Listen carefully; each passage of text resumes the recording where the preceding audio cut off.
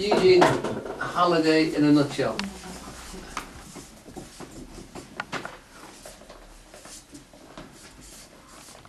Now, the origin of this comes from FC, who's also present, so I have to make reference to him. And it comes from Shakespeare, so I thought we'd just have a little look at it, because the statement that Hamlet makes is that he could be confined within a nutshell and consider himself the king of infinite space if it weren't for the fact that he has bad dreams. And when Hefsey first suggested the title, I thought it was a wonderful title, because what we were trying to do, originally it was for raw beginners, people who've never come across Eugene Halliday at all, and we needed to sort out literally what we were going to try and get across to them. See, I included the rude bit at the beginning. The rude bit at the beginning. Yes, well, we were talking about that yesterday, when we were talking about the fact people are quite shocked that Shakespeare puts rude bits in his plays. Are they? And there are rude bits in all of his plays. He wasn't silly, he had an audience to satisfy. We're talking about the fact that the Globe was structured quite interestingly. It's fascinating structure, the Globe, because it's a machine for watching plays in. And you have to think of it as a machine for watching plays. I don't think it's ever been beaten yet because of the shape of it and the way it functions. If you get a chance to go down to the new Globe, which has been built in London, it's a fascinating experience. Because what you see is a pure machine for doing Shakespearean plays, for doing Elizabethan drama. The Globe itself is a hexagon. Based on a hexagon.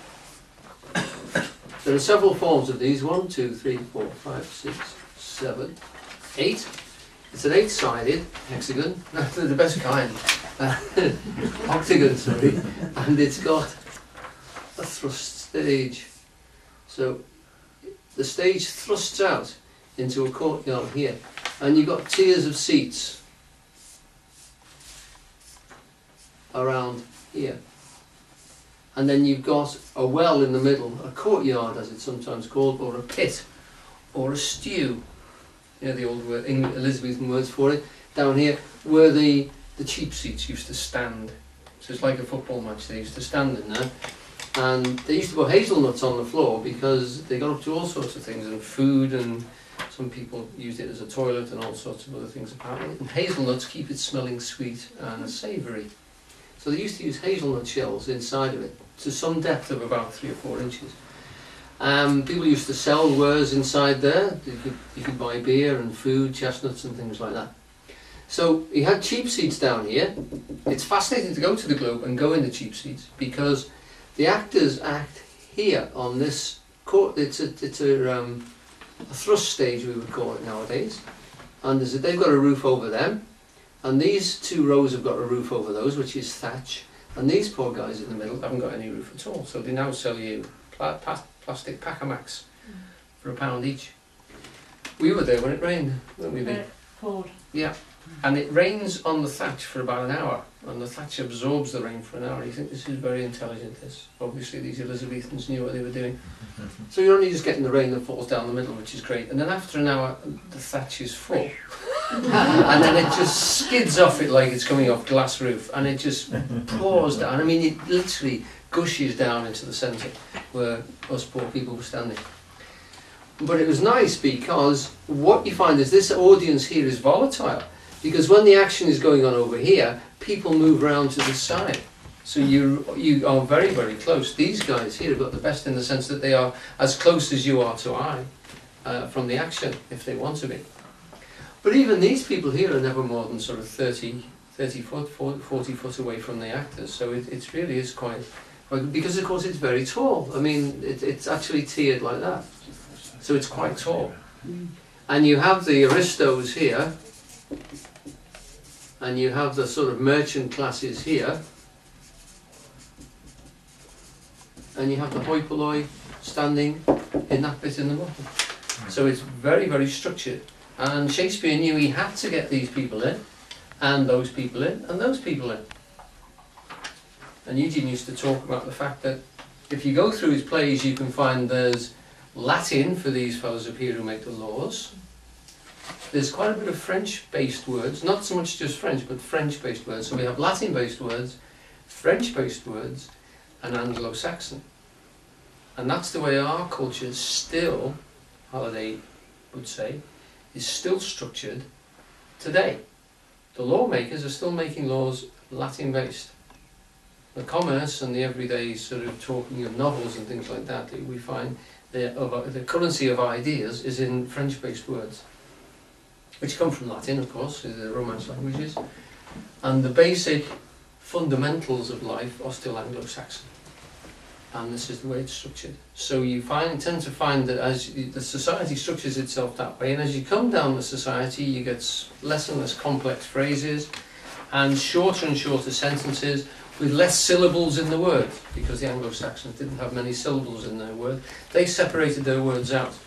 It isn't to do with the fact of intelligence, it's just to do with the fact that they tend to separate parts of their words out, whereas the French, etc., would tend to combine them together, and so would the Latin.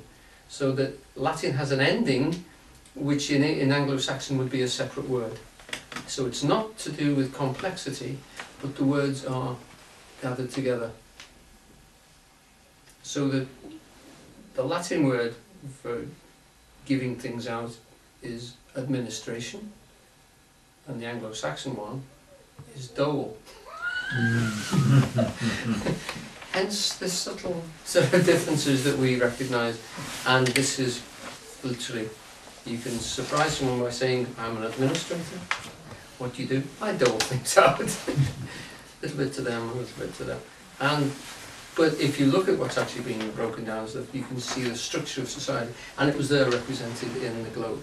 So Shakespeare is writing for those three groups of people, and his language is based that. You'll hear him shift into Latin-based words, and then come down into French-based words, and then drop into Anglo-Saxon. Now here we've got three fellows talking together. They're meant to have been students together in Heidelberg. We've got two fascinating characters for us as students of religion and philosophy. One's called Rosencrantz, and the other one's called Guildenstein. So one's called Rosy Cross, and the other one's called Goldenstone. So one is a more philosophical type, and the other one is a more religious type. The Rosy Cross is the developmental cross of crucifying yourself and trying to get somewhere by literally the trials and tribulations of life. And Goldenstone is the old philosopher's stone. It's the idea of approaching alchemical improvement.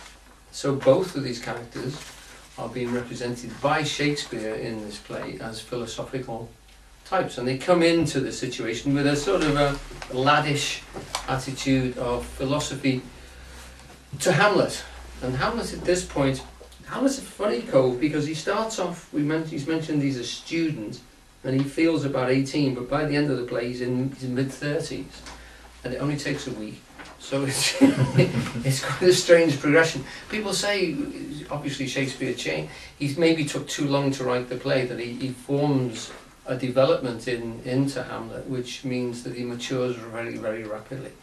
But he does mature very rapidly. These guys are meant to be old student friends of Hamlet, and they're meeting together after a long time. Now, there is a subtext here. Hamlet is accused of being mad, and these friends suddenly appear. Now we know as an audience that they've been called by his uncle just to sound him out.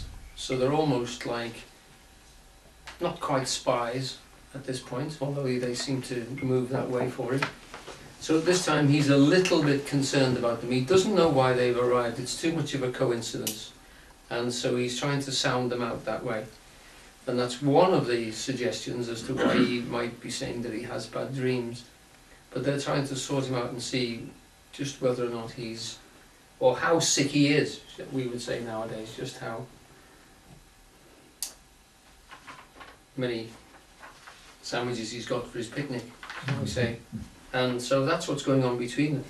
So I thought we might read it all and then come back to the nutshell concept.